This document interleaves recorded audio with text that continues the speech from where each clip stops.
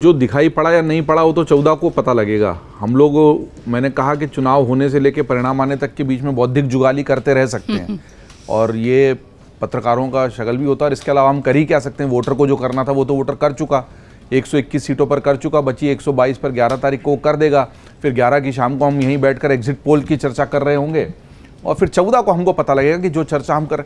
लेकिन इसका यह भी होता है कि आप चूँकि लंबे समय से जब पत्रकारिता कर रहे होते हैं, ज़मीन पर भी लोग जा रहे होते हैं, अवधेश जी गए, हमारी सत्ता का संग्राम की गाड़ी वहीं पर है, कुछ और हमारे वरिष्ठ साथी वहाँ गए हैं, तो इस सबको आकलन को मिलाकर जब आप हर बार निष्कर्ष निकालने की कोशिश कर रहे होते तो आप कितने निष्कर्ष के करीब थे या दूर थे, इससे हमारा अनुभव भी मंचता है।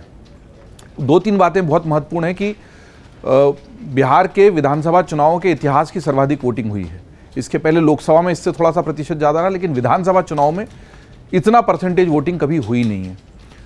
इसके पहले के चुनावी आंकड़े ये बताते हैं कि जब भी किसी भी देश के किसी भी चुनाव में इस तरह की बम्पर वोटिंग हुई है अगर, तो ज़्यादातर वो सत्ता विरोधी लहर मानी गई है।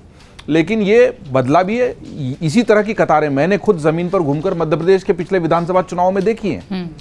और जब मैं वो वीडियो रिकॉर्ड कर रहा था तब मेरा लाइव उसमें अभी भी है, मैंने उसमें कहा था कि ये कतारें लंबी ज़रूर हैं, परसेंटेज बढ़ता हुआ दिख रहा है, लेकिन अगर इन कतारों में मुझे महिलाओं की संख्या ज़्यादा दिख रही है तो मैं ये मानूंगा कि जो लाडली लक्ष्मी के नाम पर खाते में पैसा गया है वो वोटर को घर से निकाल के लाया है। और उन्हीं कतारों को बरक्स अगर मैं रखूं बिहार में तो वहीं पर भी महिलाओं की कतारें हमें ज़्यादा दिखी हैं। तो हम उसको 1+1 करके उस तरीके से फिलहाल जोड़ सकते हैं, क्योंकि अभी हमारे पास, मेरे पास तो कम से कम मेरे अनुभव से यही 2 दृश्य हैं। मैं बिहार में ज़मीन पर नहीं गया, लेकिन हमारी लगातार गाड़ी भी कर रही थी, दूसरे माध्यमों से भी हमारे पास लगातार विजुअल थे और लोगों के विश्लेषण भी है। मध्य प्रदेश में मैंने इन कतारों को खुद देखा है और तब भी लोग यही मान रहे थे कि अब चूंकि 15 साल का शिवराज चौहान का राज इतना बड़ा हो गया तो सत्ता विरोधी लहर भी इसका कारण है। और बीच में कमलनाथ की सरकार थी 1.5 साल और उसको गिरा दिया गया, तो उस गिरा दिए जाने के गुस्से को लेकर लोग आए हैं। ऐसा विश्लेषण लगातार परिणाम आने तक होता रहा, लेकिन हुआ क्या? जबरदस्त बहुमत से भारतीय जनता पार्टी की सरकार बनी। शिवराज खुद मुख्यमंत्री नहीं बने, वो एक अलग बात है, लेकिन जो कहा जा रहा था कि शिवराज के खिलाफ नाराजगी है, वैसा नहीं हुआ।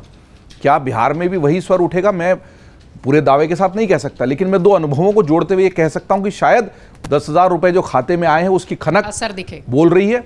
दूसरी बड़ी बात जो आपने ठीक पूछा, मुकामा बहुत चर्चा में आया और जो अनंत सिंह गिरफ्तार हुए, लेकिन तुरंत एक्शन लिया गया।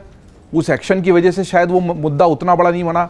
इसके पहले तो अस्पताल के बाहर वो खेमका की भी उनके घर के बाहर इतनी बड़ी हत्या हुई। तो ये 2-3 बड़ी घटनाएं ऐसी थी जो शायद जंगल राज के विरोध में जो बात कही जा रही थी उस पर वर्तमान सरकार पर भी लागू हो सकती थी। लेकिन जितनी बातें हमने ग्राउंड कवरेज में की हैं, जितना हमने माइक आईडी अपना घुमाया है, उसमें कहीं पर भी ये वाला स्वर नहीं आया।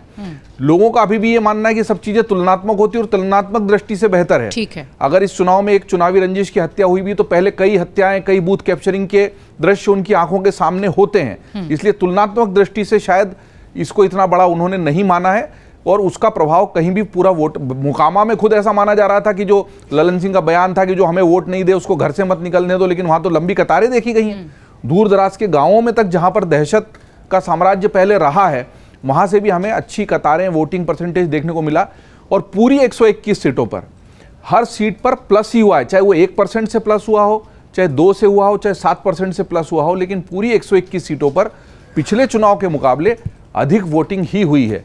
तो इस सब को जोड़कर अगर हम देखें तो मुझे लगता है कि ये 2-3 फैक्टर और दृश्य जोड़ते हैं तो शायद 14 की तस्वीर आधी स्पष्ट होती है। आधी इसलिए कि आधा चुनाव अभी बाकी। अगर आप ये वीडियो YouTube पर देख रहे हैं तो हमारे चैनल को सब्सक्राइब कर बेल आइकन दबाएं और Facebook पर देख रहे हैं तो हमारे पेज को लाइक करें।